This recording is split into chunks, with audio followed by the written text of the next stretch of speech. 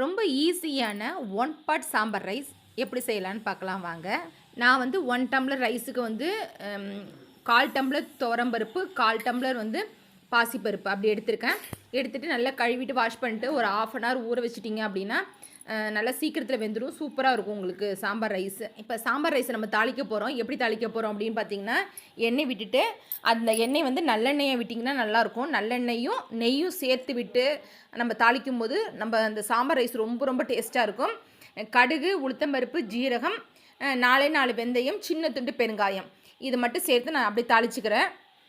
இந்த சாம்பார் ரைஸுக்கு டேஸ்ட் கொடுக்குறது வந்து சாம்பார் வெங்காயம் தான். அந்த சாம்பார் வெங்காயம் சேர்த்துக்குங்க.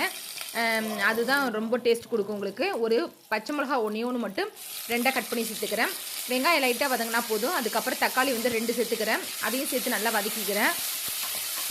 ரொம்ப குழையாத காய்கறிகளை, ஈஸியாக வேகக்கூடிய காய்கறிகளை சேர்த்துக்குங்க.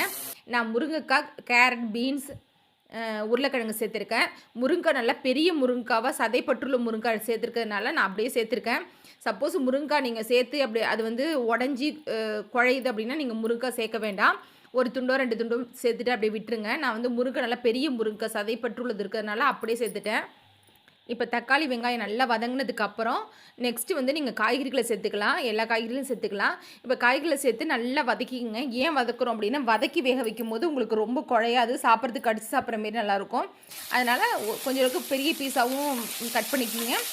நல்ல எண்ணெயிலையும் வதக்கிட்டு போட்டிங்க அப்படின்னா நல்லா வாசனையாக இருக்கும் உங்களுக்கு காய்கறிகள். அதுக்கப்புறம் அதில் வந்து சாம்பார் போடுறவங்களுக்கு மஞ்சத்தூள் அதெல்லாம் நீங்கள் வந்து இதில் சேர்த்துக்கலாம். காய்கறியும் நல்லா வதக்கிட்டிங்க. வதக்கினதுக்கப்புறம் நீங்கள் வந்து சாம்பார் பவுடரையும் மஞ்சத்தூளையும் சேர்த்துக்குங்க. அதையும் ஓரளவுக்கு ஒரு வதக்கிட்டு தண்ணியை சேர்த்துக்கலாம். நம்ம ஊற வச்ச தண்ணியை வந்து சேர்த்துக்கலாம். அதில் இந்த தண்ணி நல்லா கொதி வந்ததுக்கு அப்புறம் தான் நம்ம வந்து அரிசியும் அந்த பருப்பையும் சேர்க்க வேண்டியதான். இதில் நான் சாம்பார் பவுடர் தான் சேர்த்துருக்கேன். எங்களுடைய காரத்தை வந்தாப்புல நான் ஒரு 1.5 ஸ்பூன் சேர்த்துருக்கேன். உங்களோட காரத்தை வந்தாப்புல நீங்கள் வந்து சாம்பார் பவுடர் சேர்த்துக்குங்க. சப்போஸ் உங்கள்கிட்ட சாம்பார் பவுடர் இல்லை அப்படின்னா மிளகாய் தூளும் மல்லித்தூளும் சேர்த்துக்குங்க. மிளகாய்த்தூள் வந்து கம்மியாகவும், மல்லித்தூள் வந்து கொஞ்சம் அதிகமாகவும் சேர்த்துக்குங்க. இப்போ நான் அரிசியும் சேர்த்துட்டேன். ஊற வச்ச அரிசியும் சேர்த்துட்டு நல்லா எல்லாம் கொதி வந்ததுக்கப்புறம் உப்பு கரெக்டாக இருக்கான்னு செக் பண்ணிக்கிங்க. அதே போல் ஒரு சின்ன நெல்லிக்காய் சைஸுக்கு நான் புளியும் ஊற வச்சுருக்கேன்.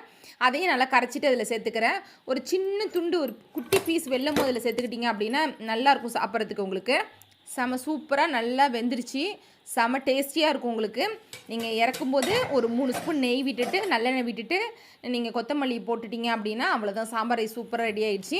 அப்படியே சர்வ் பண்ண வேண்டியதான். சூடாக சாப்பிட்டிங்கன்னா ரொம்ப ரொம்ப டேஸ்ட்டாக இருக்கும். அப்பளம், வடம் எது தொட்டு வேணால் சாப்பிட்லாம். கண்டிப்பாக செஞ்சு பாருங்கள். இது போல் வீடியோக்கள் வேணால் கண்டிப்பாக சப்ஸ்கிரைப் பண்ணுங்கள், லைக் பண்ணுங்கள், ஷேர் பண்ணுங்கள், தொடர்ந்து சப்போர்ட் பண்ணுங்கள். தேங்க்யூ.